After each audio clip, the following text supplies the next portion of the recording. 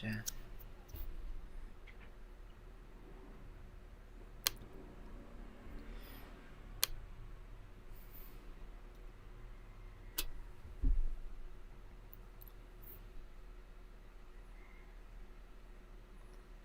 And so we're live on my YouTube channel. Thank you for visiting, and for those who will check this video later, you can leave a comment for your questions so that I can check it later on.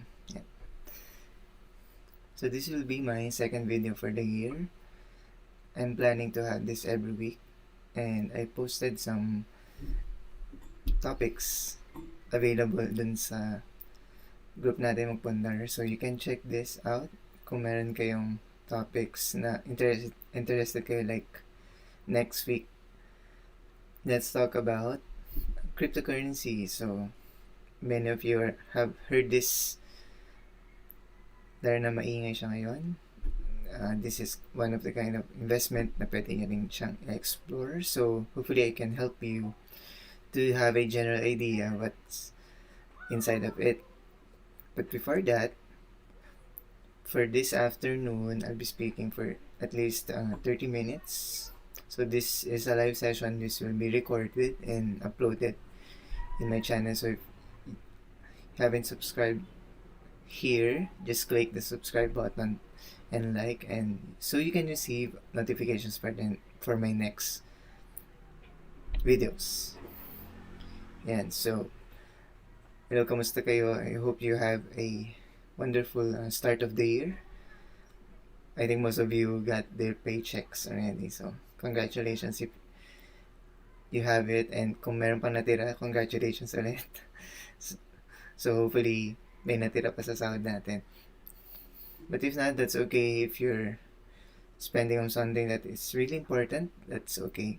Okay, so the topic this afternoon, let me talk about the skills that you need to learn so that you can generate more or multiple streams of income.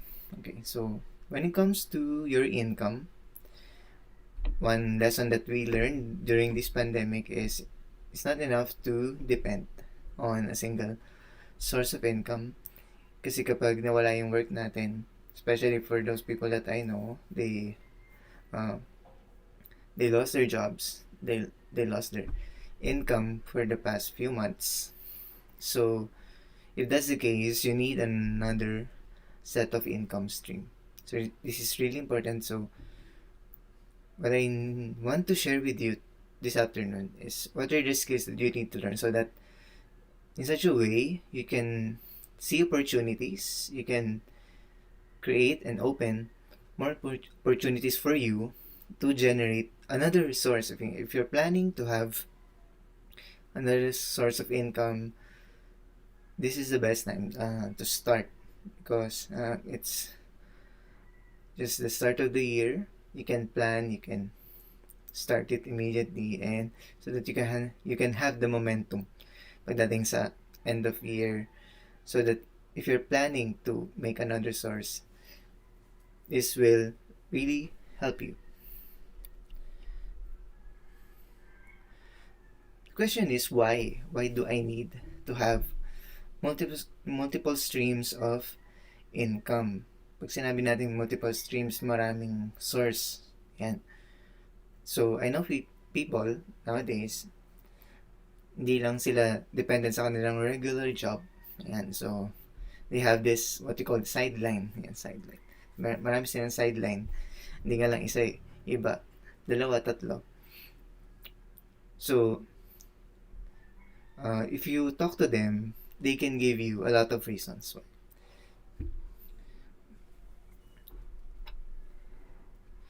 So for me, one of the primary reason bakit kailangan natin magkaroon ng stream of income is what you call the income security. Nowadays, having a job in a big corporation is not a security or job security anymore. So anytime soon, your job or my job can be replaced, especially in this time of digital era. Okay, so when the automation comes in, new technology comes in, your current work might be not relevant anymore. So the thing is, if you're really dependent on that particular job and mawawala siya anytime soon, um, that is a risky part on your finances. Ayan. Especially during the pandemic, nawala yung transportation, nawala yung uh, communication face-to-face, nawala din yung gatherings. Ayan. So, most of the jobs that are related to that field, um, medyo nawala muna temporarily until we get back to normal.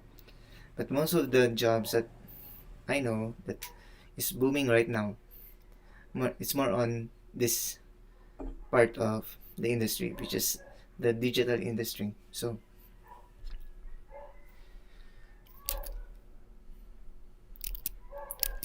let me check some,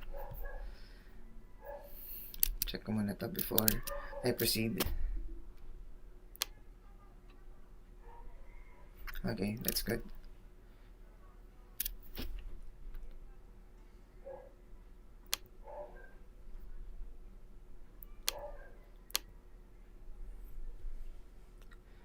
So if you're planning to have a second source of income, mas maganda na leaning towards to this industry or this platform. Yan na yung digital. Because most people nowadays are looking at their phones or staying on their laptops all the day, or they checking their social media sites. So yan, so marami na pong population, not only in the Philippines but all over the world. So marami pong tumitingin sa kanilang digital devices. So hopefully this is something that will help you. Number one, you need to know how to sell online. So if you're a person that's not good in selling, this might be a good opportunity for you to learn to have this skill of selling, especially online. Nowadays, di mo na kailangan na pumunta dun sa customer on their specific location. You can be anywhere. So, just post your products online. Hindi mo na sila kailangan i-face to face. So, once they are interested on your products, they will simply contact you. And ako po kasi is so not a fair advantage, but yeah, for being an introvert. And so selling is wala na po siyang pinipili. So even people that are shy or not used to talk with people face to face, so you can be a good salesperson also. So yan. So maganda pa marunong tayo mag-sell. Ayan. When it comes to selling, one of my tips then is not to really hard selling.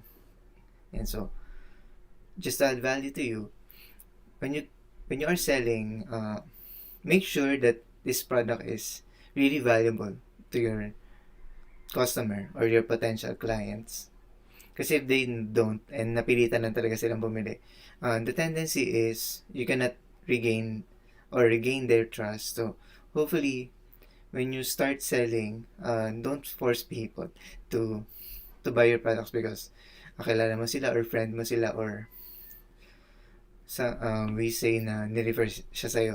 So as much as possible, we do not focus on the outcome of the sale, but what is the effect of this to the person who will buy it. Okay, especially as you all know, I'm selling insurance products, but I do not tell people na I'm selling. Yan, so usually what I do is to really assess them kung ano yung kailangan nila and fit their needs to the product that I know it will most benefit them.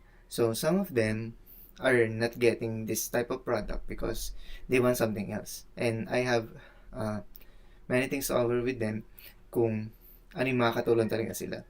So for example, they don't want an investment. So if they don't want this kind of financial product, there are other types. And kasi most of the uh, new new to the industry of being a financial advisor, most of them uh, pinipilit nila yung product, not knowing talaga yung say this, yung reality of the need of the client. Example, he or she really needs an health policy. So, pag sabing health policy, that's something that they can use for their health. For example, nagkaroon sila ng sakit or tinamaan sila ng cancer. They cannot claim anything out of a life insurance. Ayan. So, hopefully when we are selling, especially kahit hindi siya insurance or even physical products, ayan. So, target those people who will really benefit the most. Kasi sila talaga yung bibili sa'yo. So, and another thing when it comes to selling, hopefully you will really share stories that people will be inspired to buy that product because you believe on the product that you are selling. Yan. So, especially when it comes to selling, the first thing that you need to have is you are confident that this product that you are selling is beneficial to a group of people. Yeah. Number two, when it comes to digital, aside from online selling, hopefully you can have the skill of coding or creating programs or even a software. But if you're not that techy, that's okay. What you need to do is to be familiar with the technologies that are coming in and out. Okay. For example, there's a technology that will allow you to stream online. Okay. And also, there are applications nowadays. For example, since I'm a financial advisor, I recommend applications that it can help them budget. Okay. So minsan I'm trying to come up with solution. Like recently I had an Excel sheet. Yan, so medyo may program siya so that you can monitor your budget. So if you want to have this copy, I posted this also in the group. So you can ask for it. You can have this on your email. And so just check that out dun sa ating group so that you can get that budgeting plan. But the point in number 2 is for you to be technology relevant. So hopefully when it comes to technology, you will be curious about ano yung mga lumalabas na bagong application or technology so that I can be relevant. Because when you offer solution, that's one thing that I realize is when you offer solution, people will find it or people will ask help for it. Not just coding. For example, magaling ka talaga sa technology but you're not offering solutions. So, one good use of the technology is really to provide solution and easiness to people who will use this. Okay, so there's another thing that you can master on. Marami pa nag-offer ng technology, how to use technology online for free. So, for example, Google is offering data analytics. One course din na kinuha ko is business analytics and also skills that are relevant when it comes to technology. Okay. So hopefully that's a good thing that you need to learn. Okay, so technology is not say this na hindi siya limited sa age. Kasi when we say technology, pakaisipin natin na ay mga bata lang yung makakagets niyan. But we need to step up, especially who, who are doing business. Okay, so most of the business, alam niyo ba na they are shifting from the traditional business model into a digitally transformed digitally transformed business model.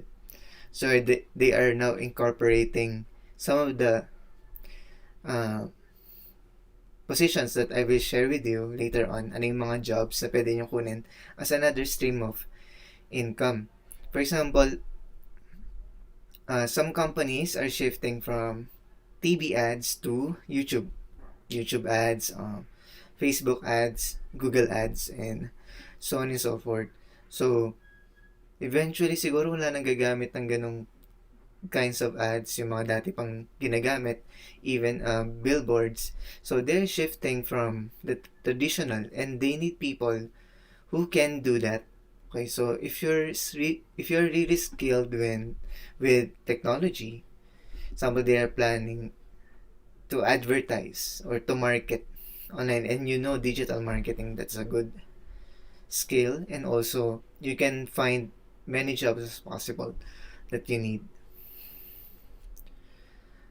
So when it comes to digital marketing, this is a good skill to learn, especially if you have a page. So last year, 2019 na pala. So last 2019 I launched my Facebook page. So currently, thousands na yung nandun sa followers nun. So what was the reason I did that? Kasi I want myself to be visible online, na makilala nila ako sa financial advisor, and also they can ask me questions if they need some help. And so marami na pong businesses ang nasa online, especially they created their own page. So most of the popular brands that you know has a Facebook page, and also they have a YouTube channel. They are also doing email campaigns. So those are examples of digital marketing. If you have the skill to do this, they're looking for people like you. Yeah. So that's another stream of income that you can do. How about investing? When it comes to a good source of income in the future, it's really good to know how to invest. Okay, not just to save. When we save kasi, that's for a short term lang. Okay, especially in emergencies, savings can last you for short period of time. But when it comes to investing, this will help you for a long term, especially if you have long term goals like retirement, business, doing business, education for your kids, and also milestones that you want to have. Example, you need to buy a new house or a travel fund, a new car that you want to purchase someday. It's really good to have the skill of investing. Okay. This is a good source of income, especially that this type of income is not active just to get this. You can do this, tapos passive na talaga siya na darating sa'yo. So, one example of this is, stock market, mutual funds, UITF, yung iba nag-invest sila sa MP2, iba na sa crypto, kahit risky siya. What else? Real estate properties, yan. Kasi when it comes to investing, you have the value of time. So if you really value your time, and wala ka pang investment, that's one goal that you need to do this 2021 is really invest. It's a good source of income later on. Another skill that you need to learn is communication and building your network. One of the first lessons I had nung nag-umpisa ako sa sales is building your network. So, wala po akong masyadong network that time. Uh, ngayon lang din ako nagkakaroon ng mga network na pwede kong makausap kasi nga medyo may pagka-introvert tayo, so di ako masyado nakikipag-usap in personal because I find myself na tingin ko productive ako kapag mag-isa. But uh, in this line of job and in this time of really thinking about ano yung magandang source of income, I really need to step up. So you can step up to, you can learn how to communicate, to really voice out what you are thinking of, and also how to deliver a good message. When it comes to building network, wag niyo i-limit yung self niyo na sila lang yung kilala ko. One of the best salesperson said this na your network is your net worth. Okay, so ulitin ko siya. Your network is your net worth. Okay, so yung net worth mo, it depends on the network that you have. So the many people that you know, you can tap on, the greater the opportunities that you will have. Okay, so it's not how much you know, really how much you really care for someone that you want to help, especially in sales or giving financial advice or simply doing business with that particular person. So, hindi mo kailangan na magaling ka sa ganitong language. Okay? As much as you really show how you care for someone. Okay? So, most of my clients na nakukuha ko last year is really someone na hindi ko sila ganun katagal kilala, pero we have this kind of communication. Yan yung network. We have something in common. So, you can start from there. So, you can join groups that have similar interests with yours, especially for example, your hobby is music or playing music instrument, or even there are groups that dedicated to Shopee Shopee online, not selling but buying. Okay, so may mga group na ganon. You can join those group and connect with people. So, nowadays kasi it's not hard really to connect or to communicate. What's more important is connection and building your network so that they can trust you. Okay. When it comes to selling kasi, you cannot upfront anymore the product. Okay, so most of the time, people will look on the person that is selling that product or selling that service before they get that service or product. So, pagtingin nila na wala silang connection doon, na wala silang something in common, medyo maliit yung chance for them to do a business with you. So, if you're someone that is good in communication, that's A++ for you kasi hindi na siya mahirap for you. You can build a lot of network and marunong ka makapag-usap. But if you're someone like me that started really from zero, I don't have a network, you can work on it. Kasi you need to have the confidence to communicate and build your network. So in this digital era, it's not an excuse anymore to connect because there are a lot of ways to communicate, especially social media, Instagram, YouTube, Facebook, name it. Maraming ways to communicate, and even through your mobile phones.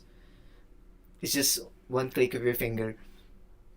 That's it. You can connect and communicate, but it's just a start.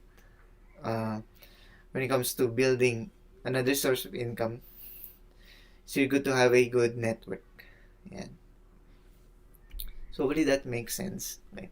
So a famous investor named Warren Buffett said this, that we should never depend on a single source of income, and so that we can make a way to create a second source. So si Warren Buffett is famous for his company,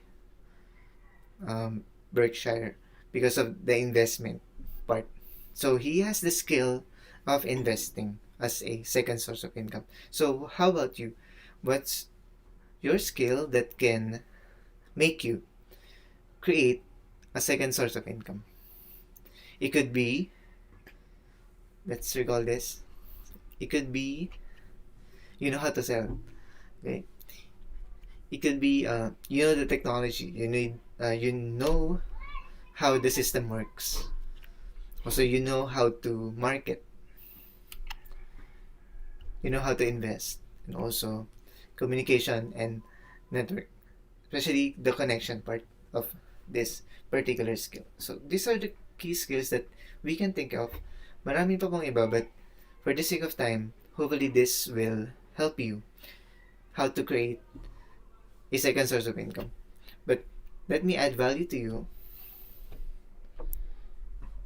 through the particular sidelines or side hustles, as they say it, that can give you another source. So, you have the skills, but how should I do it? Ano yung mga pwede kong gawin so that we can have another source of income? Okay, so, number one on my list, and you can name some of those.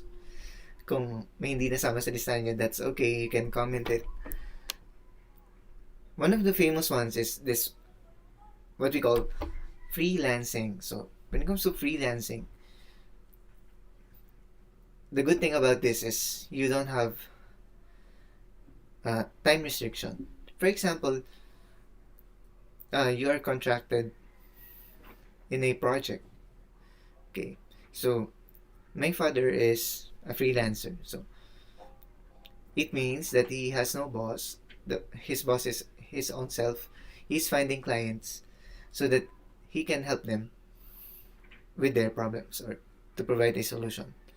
So, when it comes to freelancing, the good thing about this is your price or your salary is negotiable. So, it depends on your level of skills. You can ask more than what the market demands. Okay, so I know groups in Facebook that is offering a freelancing support or community. So if you want to join this, I will not name a few, but you can search for it in Facebook, like the freelance community, yan, mga ganun. So you can join this group so that malaman mo ano yung mga pwedeng mo i-freelance na skill. Especially if you're good at something. For example, you're a good copywriter. When I say copywriter, magaling ka magsulat ng mga sentences that you can convince people to do something for the company or to make a decision. So, for example, you're advertising an event. So, yun yung tinatawag na copywriting. So, you can send bulk emails to several people so that they will come to a decision na magko-purchase sila. So, that's one of the most siguro in demand freelance job. One of the things that I tried personally is testing. So they are developing a certain company from, I think, Europe. Yeah, that's Europe. So they are developing this kind of application. Ila-launch pa lang nila this year. So they hired some testers. And so I'm one of those. And they are offering a good price for testing. So the pay there is per hour. So per hour, binabayaran yung mga hinire nilang freelancers. Yan. So personally, I have a Upwork na uh, account. Yeah. So, for those who are curious in Upwork, so you can apply in Upwork and find something that you're really interested with. You have the skills. Your skill matches their requirements. So, uh, do this. Magandang source of income din to. And you can do this. The good thing is, you can do this outside your 9 to 5 or 8 to 5 daily job. So, you don't need to quit your job right now. You can try this freelancing. So, how about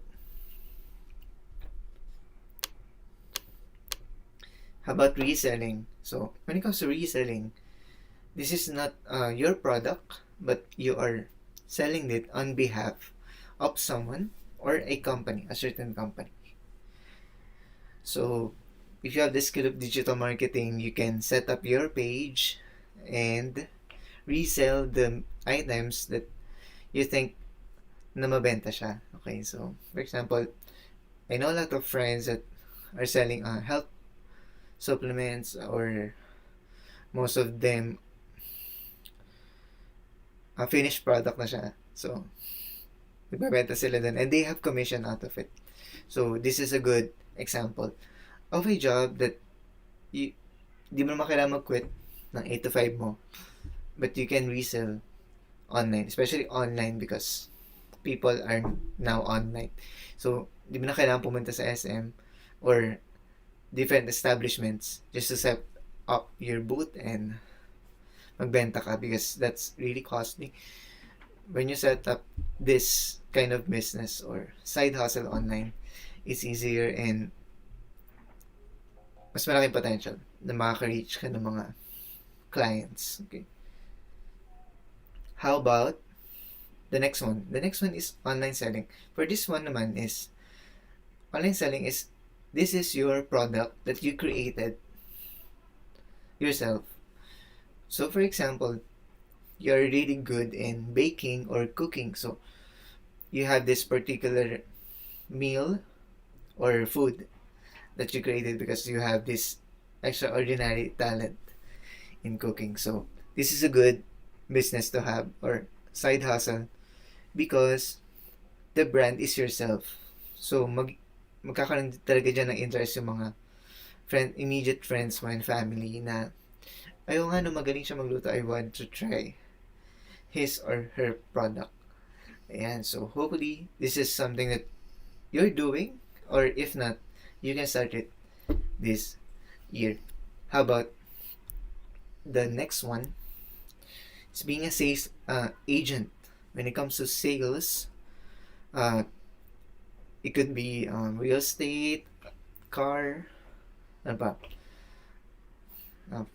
Insurance, investments, anything that you represent a company of, so that you can gain clients, so that you can have a commission out of it. And so, I'm a sales agent, but I'm focused on insurance and investments. Doon sa mga tao na talagang kailangan nila ng help when it comes to their finances. Especially, insurance is really needed nowadays because of the uncertainty of time, especially in debt and health. So if you don't have any insurance, you can ask me, how can I get it? Because this is not for you. This is not all about you, but this is for your family. This is for your loved ones. Because you do not want them to leave hanging with your finances. We need to make sure that you are ready when it comes to untimely and uncertainties like death, accident, sickness. So, what I'm saying this because you really need to know the importance of it. So, but if you don't want to sell that kind of product, marami pang iba na pwede natin gawin when it comes to being a sales agent.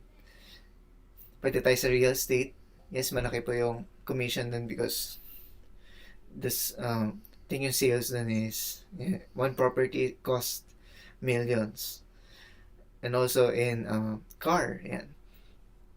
So maraming sales agent for that. So, and meron mga non-life products na pwede natin ibenta as a sales agent. For example, car insurance, building insurance, accident, even the things na kailangang insure, meron mga ganun. So, I know a lot of people doing sales agent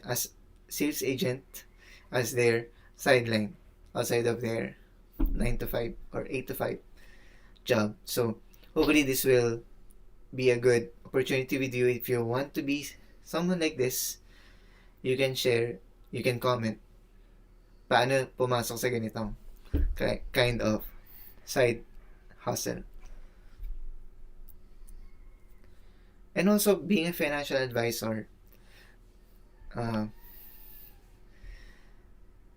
this will be a tough one. Yeah, but when it comes to financial advisors, this is really a good one if you really have, say this, a good foundation when it comes to finances. I'm someone na I'm not focused talaga in selling. Because I really believe that yung business comes second, but I really value yung may tutulong ko dun sa aking nakakausap. So, kahit di siya kumuha, that's okay. At least, I impart to them some financial tips. So, this is, I think, one of the most, yung mga mahirap na job na naranasan ko. Because this is outside of my comfort zone. It's really hard to get the energy and to recharge and be lively again for the next day after the rejection. So, the common denominator for this two is rejection. So, people will reject. Ayan. So, most of the time, people will say no when you sell them something. Okay, so that's the reality. But once you have someone na natulungan mo talaga and na-realize mo yung importance nung finances or managing their finances, sobrang saya ko nun. And nakakatuwa na pag nalaman mo in the future, this policy, insurance or investment na kinuha niya sa'yo sa company na yan is something that they can use pagdating sa anak nila or kahit sila mismo sa family. So, I do not treat financial advisor as a job, but as a passion or really a purpose to help people. Because nowadays, in the Philippines, less than 20% of the population are not financially ready. So, yes, marami tayong naririnig na financial advices, but hindi talaga siya nagmamanifest. So, kulang na kulang pa din talaga yung nagiging ready. So, one of my advocacy talaga is to really help to make you realize the importance so that you can be prepared. Ayan. So, hopefully, this will be a good advice for you. But for those who are planning to be a financial advisor, do not treat this as a job. So, yan. Yes, it's a good side hustle, but the mission, yan.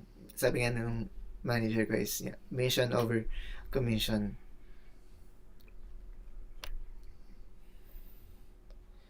Okay, last on my list is this what you call affiliate marketing.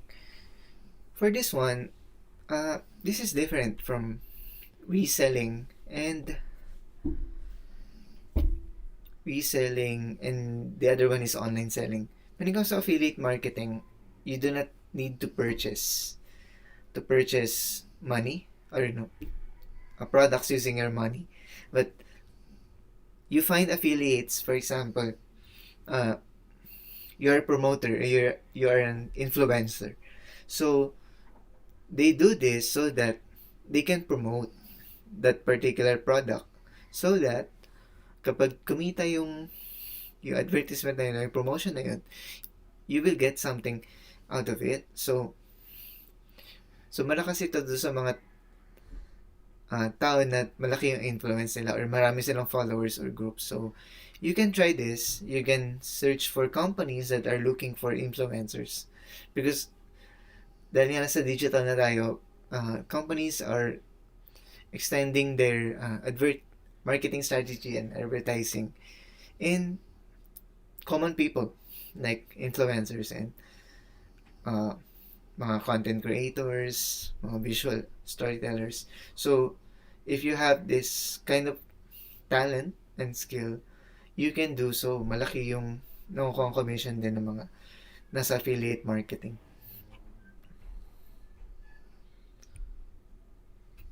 Okay, so another one is trading or investing in stock market. So, if you want to have a good source of income, side hustle, aside from your 9 to 5 job is ito yung trading na tinatawag. So, when it comes to trading, this is buying and selling of your shares so that you can gain something out of it. So, ang difference from an investor to a trading is traders do this on a daily basis. Kung di man daily basis, they make sure that they are watching their shares from time to time. Okay? So that ang tinitingnan nila dito is ano yung mga magandang companies na may potential na mag-grow so they can invest on it on an earlier time. Tapos pag tumaas sila ng value, ayun, malaki yung kinikita nila. So, you can do this. You can study about it. If you want to learn about this also, I can share you some introductory lessons on how to trade, how to buy and sell stocks. Okay.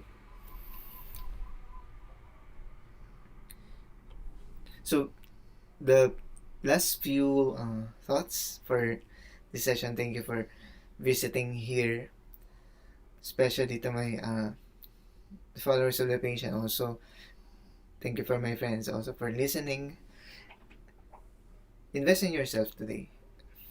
Okay, so I want to make sure that all of you, one of my goals then is to let my the people around me na magkaroon sila ng multiple stream of income. Yung pangalawa talagang source of income. Kahit mawala yung immediate source of income nila, yung pinaka-primary source of income nila is meron silang backup. And so hopefully this session will help you to realize something that this is really important to invest in yourself today. So, if you're looking for a free financial planning session, you can book it now for January and February. My slots are open. You can schedule, you can visit my page and my group, or just message me here on my YouTube account so that we can schedule. So 30 minutes financial planning, and this is for free. And so wala po siyang bayad.